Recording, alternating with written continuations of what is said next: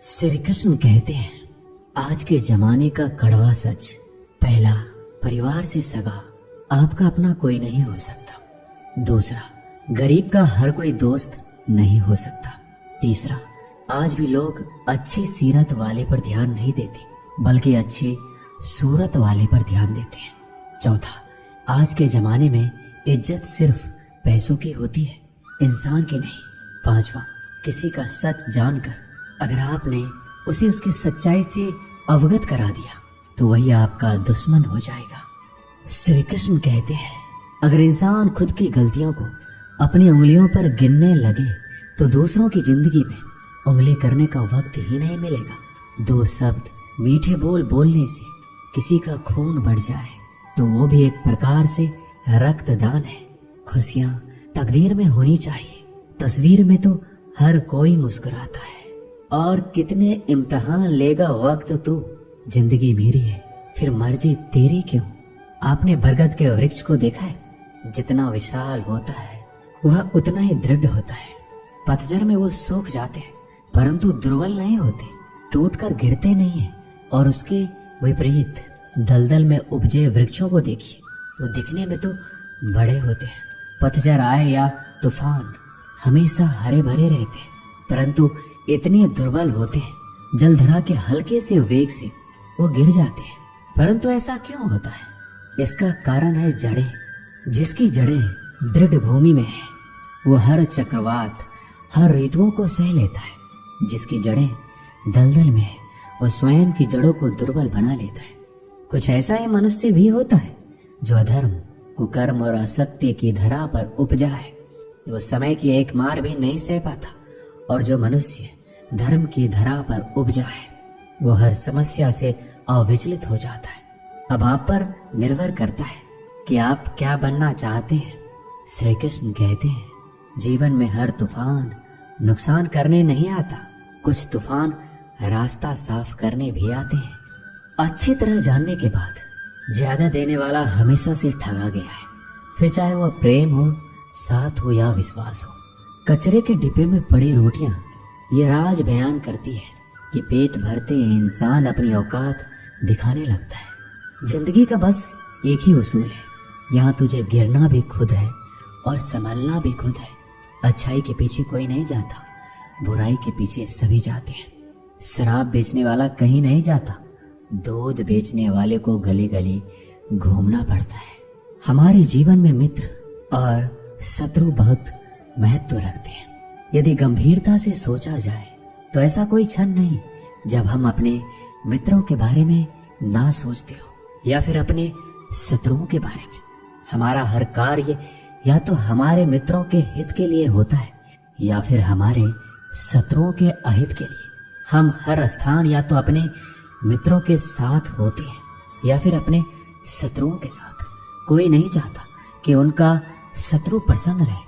हर कोई अपने शत्रु को नष्ट कर देना चाहता है और ऐसा करने के लिए वो हर संभव प्रयास करता है।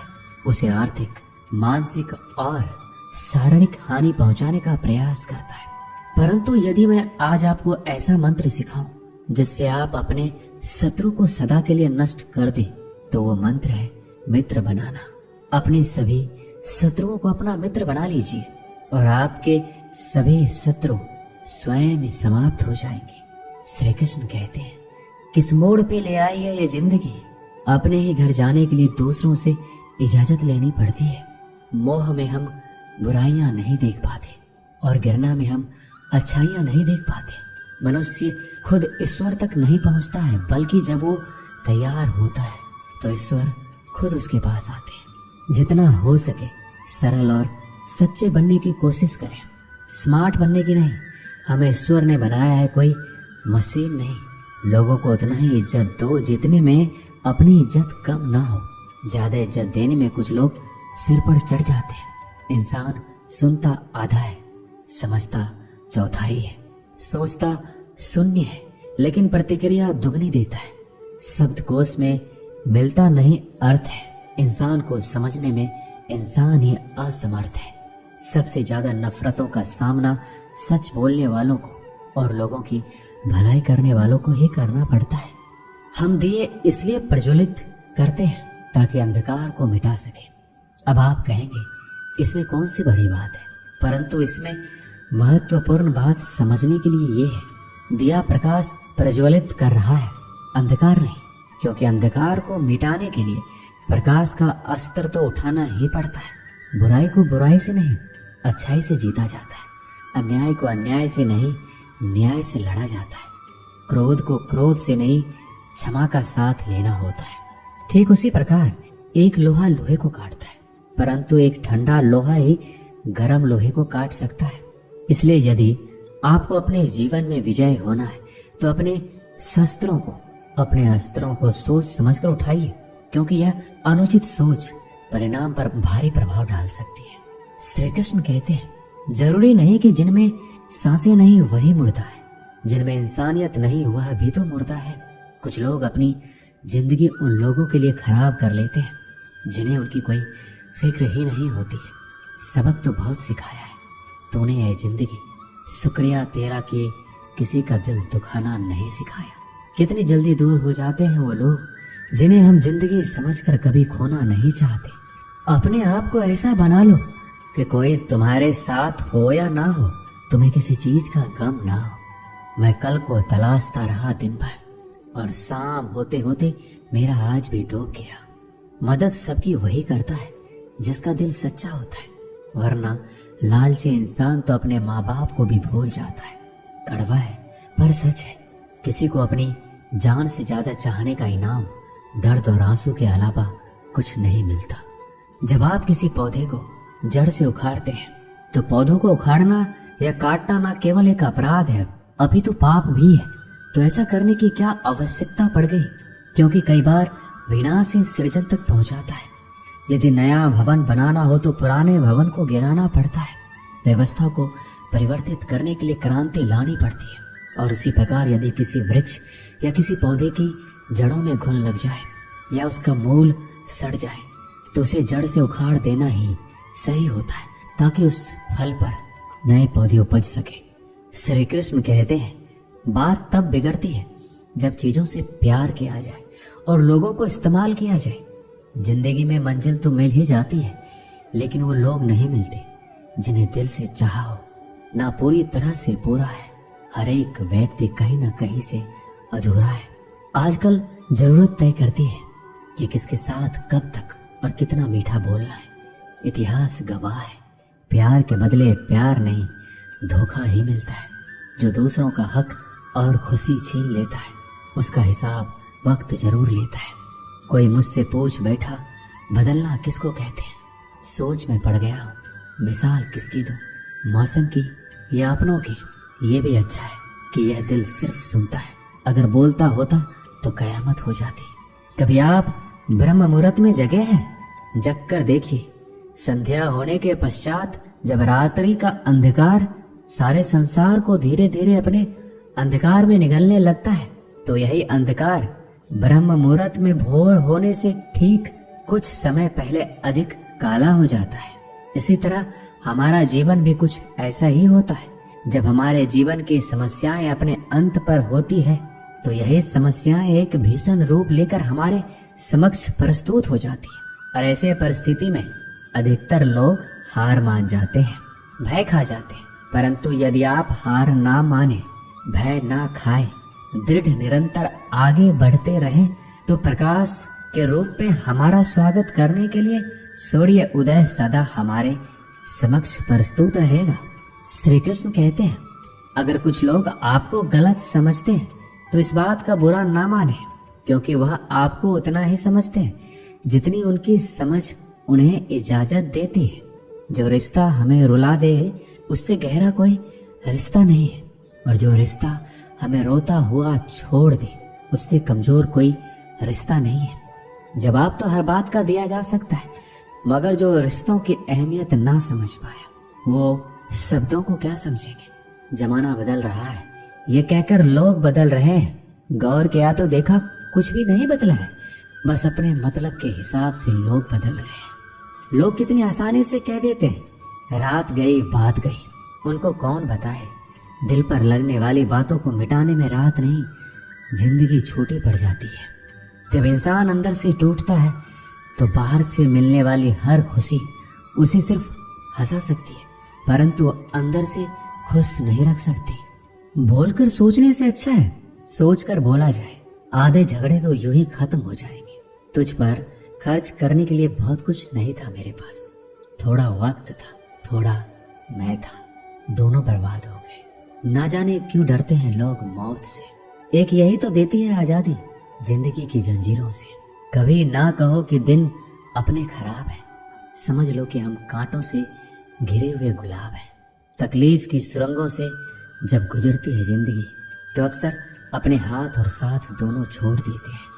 सही समय की प्रतीक्षा करके स्वयं को मूर्ख मत बनाइए, क्योंकि सही समय तभी आएगा जब उसे सही बनाने के लिए आप प्रयत्न करेंगे।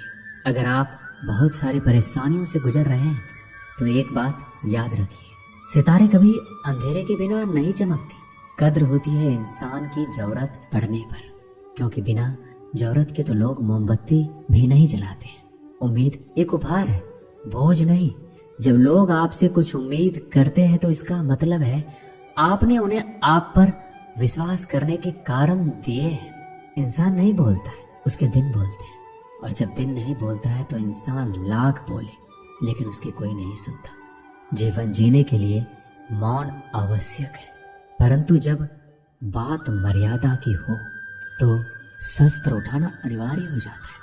क्रोध तब पुण्य बन जाता है जब वह धर्म और मर्यादा के लिए किया जाए, और सहनशीलता तब पाप बन जाती है जब वह धर्म और मर्यादा को बचा ना पाए।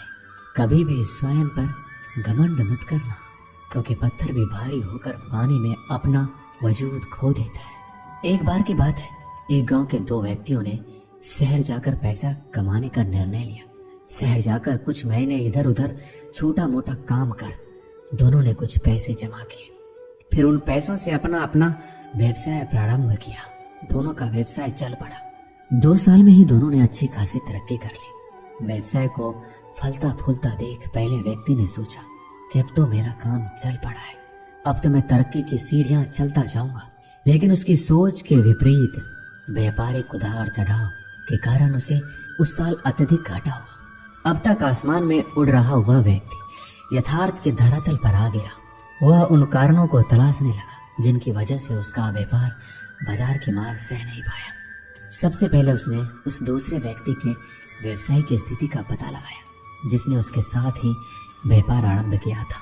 वह यह जानकर हैरान रह गया कि उतार चढ़ाव और मंदी के दौर में भी उसका व्यवसाय मुनाफे में है। उसने तुरंत उसके पास जाकर इसका कारण जानने का निर्णय लिया। अगले ही दिन वह दूसरे व्यक्ति के पास पहुंचा। दूसरे व्यक्ति ने उसका खूब आदर सत्कार किया और उसके आने का कारण पूछा। तब पहला व्यक्ति बोला, दोस्त, इस वर्ष मेरा व्यवसाय बाजार की मार नहीं झेल पाया, बहुत घाटा झेलना पड़ा। तुम भी इसी व्यवसाय में हो, तुमने ऐसा क्या किया कि इस उतार चढ़ाव के दौर में भी तुमने मुनाफा कमाया है? यह सुनकर दूसरा व्यक्ति बोला, भाई मैं तो बस सीखता जा रहा हूँ, अपनी गलती से भी और दूसरों की गलतियों से भी। जो समस्या सामने आती है उससे भी मैं सीख लेता हूँ, इसलिए जब दोबारा वैसी समस्या सामने आती है तो उसका सामना अच्छे से कर पाता हूँ और उस कारण मुझे नुकसान नहीं उठाना पड़ता। बस ये सीखने की प्रवृत्ति ही है जो मुझे जीवन में आगे बढ़ाती जा रही है। दूसरे व्यक्ति की बात सुनकर पहले व्यक्ति को अपनी भूल का एहसास हुआ। सफलता के मद में वो अति आत्मविश्वास से भर उठा था और सीखना छोड़ दिया था। वह यह प्रण कर वापस लौटा कि कभी सीखना नहीं छोड़ूंगा। उसके बाद उसने कभी पीछे मुड़कर नहीं देखा और तरक्की की सीढ़ियां चढ़ता चला गया। इस कहानी से यही सीख मिलती है, जीवन में कामयाब होना है तो इसे पाठशाला मानकर हर पल सीखते रहिए। यहाँ नित्य नए परिवर्तन और नए विकास होते रहते हैं। यदि हम स्वयं को सर्वज्ञाता समझने की भूल करेंगे तो जीवन की दौड़ में पिछड़ जाएंगे, क्योंकि इस दौड़ में जीतता वही है जो लगातार दौड़ता रहता है। जिसने दौड़ना छोड़ दिया उसकी हार निश्चित है। इसलिए सीखने की ललक खुद में बनाए रखिए, फिर कोई बदलाव, कोई उतार चढ़ाव आपको आगे बढ़ने से नहीं रोक सकता।